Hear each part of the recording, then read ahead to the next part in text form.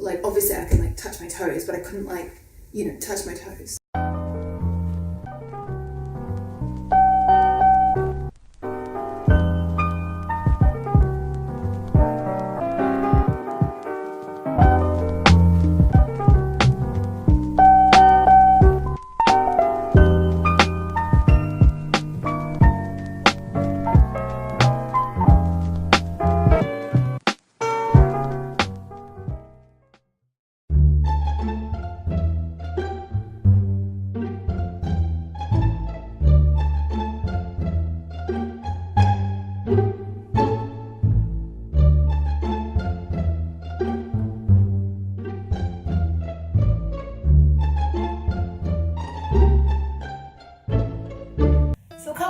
Ago, it was late night shopping and I thought that I would take a spontaneous and random trip up to the shopping centre and buy a Lush bath bomb, a bottle of wine, have a bath, have a glass of wine and watch Netflix and chill out. And I was like, oh, self-care is amazing, oh my god, looking after myself, blah blah blah.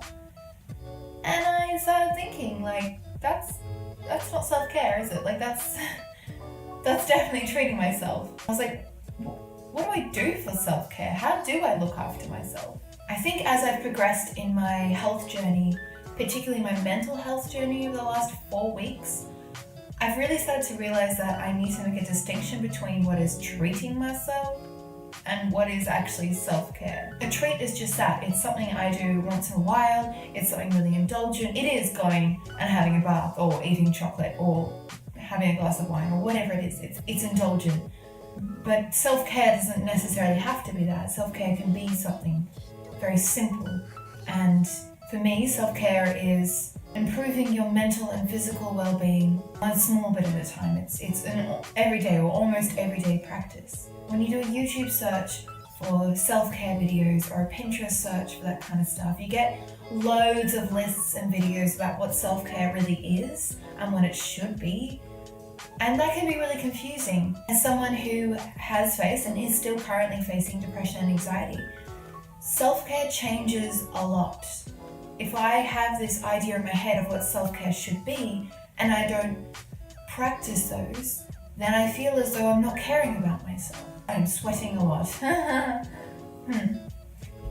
I've always thought that self-care was about, looking after my skin and like putting face masks on and having a cup of tea and reading a book, and like, it is, but it doesn't have to be, if that makes sense. For me at the moment, self-care is turning off my phone 1 day a week and completely removing myself from any kind of social media. And it is meditating, it is doing yoga, but only because I really want to. Self-care can be whatever makes your mind and your body feel calm and centered.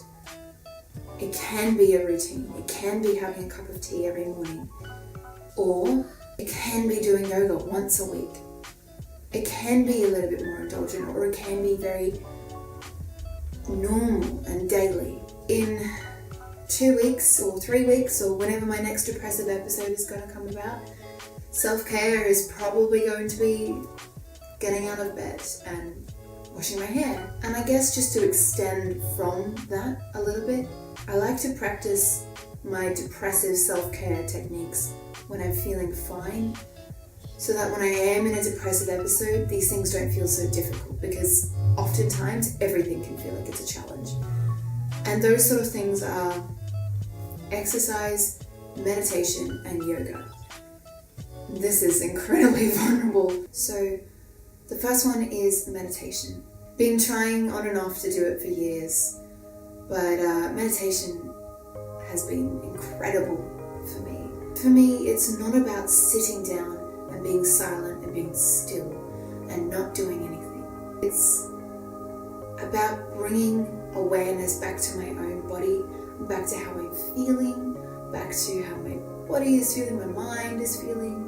That can be really difficult when you're anxious and stressed and nervous and depressed and angry and overly happy and everything. I love the transformation my body and my mind goes through in even just 5 minutes of doing it.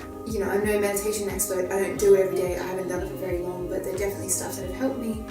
as a naturally anxious person and someone who, doesn't feel very comfortable doing it. You see how much I'm sweating? Oh no, you can't. Is this still recording?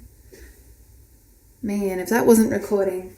I think the first very important one that I figured out was the environment. Not trying to perfect the environment or the situation or the setting or whatever. I did make my own little meditation corner and I was very excited to sit in it. I had pictures around me, fairy lights, I had blankets, I had pillows, I had candles, I had all the cliche meditation things, and I fucking hated it. Yeah, it just made me really stressed out to try and set it all up. And sometimes I just didn't want to sit in my study. So the first thing was eliminating this need to perfect the environment that I was in. Along with that comes things you can't control. So I can't change the cars that are going past all the time. What I can control is my attitude towards this. Biologically, it's very difficult to be stressed out. You're taking long, deliberate, intentional, calming breaths. Your body doesn't work that way. Breathing fast and rapid is sympathetic. It's a stressful state that your body's in. Breathing slow and intently is a calm state. It's very hard for your body to be stressed and calm at the same time. But if you're feeling overwhelmed a little bit by the idea of controlled breathing, then just know to keep your breathing the same every time. Breathe in for 4, breathe out for 5. Breathe in for 4, breathe out for 5. Things like that. I always find breathing out for longer than I'm breathing in better because we also naturally do that anyway. My third tip for meditation is acknowledging your thoughts. It's not forcing out thoughts. I think that was the first mistake I made when I started meditating. Was every time I thought something, I was like, no, I'm distracted, damn it. 5, 6, 1, 2, 3, 4. It made it so stressful and it's so counterproductive and it's just learned actually through yoga with Adrian, which I'll link below as well, was to acknowledge your thoughts. Okay, I'm thinking a lot about the state of my shoelaces right now. Is that important right now? No, it's not.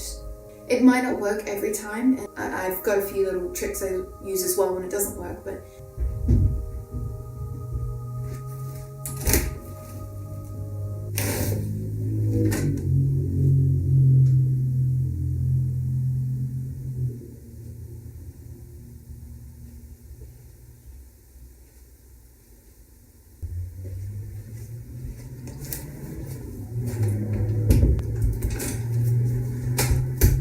I don't really remember where I was up to in this, but crows just jumped on the roof and they were really loud and I thought someone was breaking in, so I got really scared. I think I was up to acknowledging my thoughts. Now I'll just start from where I think I finished off. Oh, I'm just eating granola, sorry.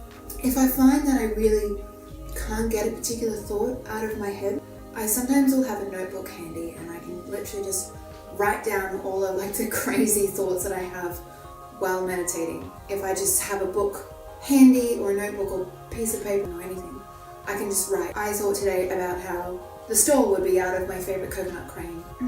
They're natural, normal thoughts, but also they're very repetitive. Sometimes I think about the same thing over and over again, but in different ways. I think about someone getting upset at me in so many different forms, and it's really reflective to look back at that and be like, that's an unhealthy pattern of thinking. That's something I should address. That's pretty much the things that I've found have really helped me with my meditation practice. Another thing is to kind of combine it with yoga. So this is my second tip for self-care. Yeah, practicing yoga and stretching and all those kinds of things. A lot of people might look at yoga and be like, no thank you. There are two sides to it. You can, of course, do proper practices where you learn flows and you learn moves and all those kinds of things, and I think it is good to learn the basics of yoga, the basic moves. I guess I like to look at it more as a combination of a calming meditative practice and stretching. This is, again, particularly important when I'm depressed or going through a depressive episode, I should say. I am depressed 24/7. When I'm going through a very bad depressive episode, it's important for me to do yoga because I combine the meditation with it, learn to think about my thoughts and things like that, but I lie in bed a lot and I sit down a lot. So I need to stretch out these muscles and get them moving and flowing, even if it's for 15 minutes in the morning. If you're not too sure about starting out with yoga, I really recommend learning basic moves and maybe looking at 1 or 2 videos on YouTube if you want to. If you feel comfortable from there, do your own practice, do your own random stuff like I do. You don't have to follow a practice if you don't want to. You can if you do, and I'll link, again, some of my favorite ones from Yoga with Adriene down below. Is this in frame? Like, should I be up here or something? Is this in frame? That's not in frame. This is in frame. I'm in frame. The third thing I like to love to do for self-care in both states of mind is exercise. Wow, that was difficult to get out. I mentioned in my last vlog that, yeah, exercise for me used to be like synonymous with going to the gym and like being all buff and like gym-bro. I didn't have a body to match that attitude, let's just say that. Now what I like to do is literally just move my body in a way that feels good. I think Hannah McNeely put it very well in a video I watched, which is fall in love with what you do. Fall in love with your form of exercise or your form of movement in your body. Do yoga if that's what makes you happy. Do running, do rock climbing, do walking to the beach and back. If that's what makes you happy, then do it. If your goal is to lose weight and be real fit and stuff, that's fine. There's nothing wrong with that at all.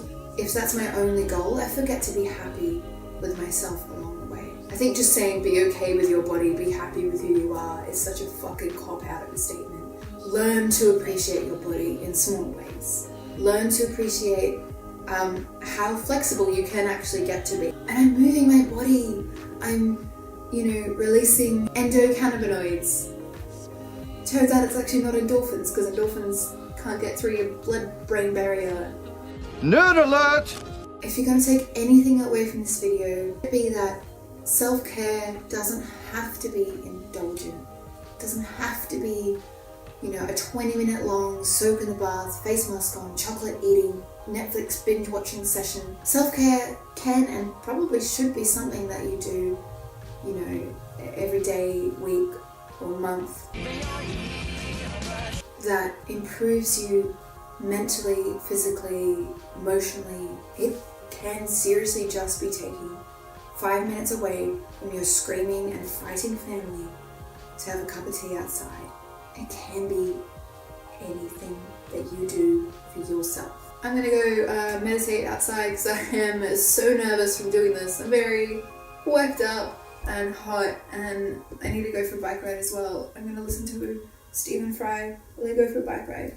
And I don't really know how to end this video, but I guess I'm gonna finish it by saying goodbye. And this is a video of my cat. Goodbye.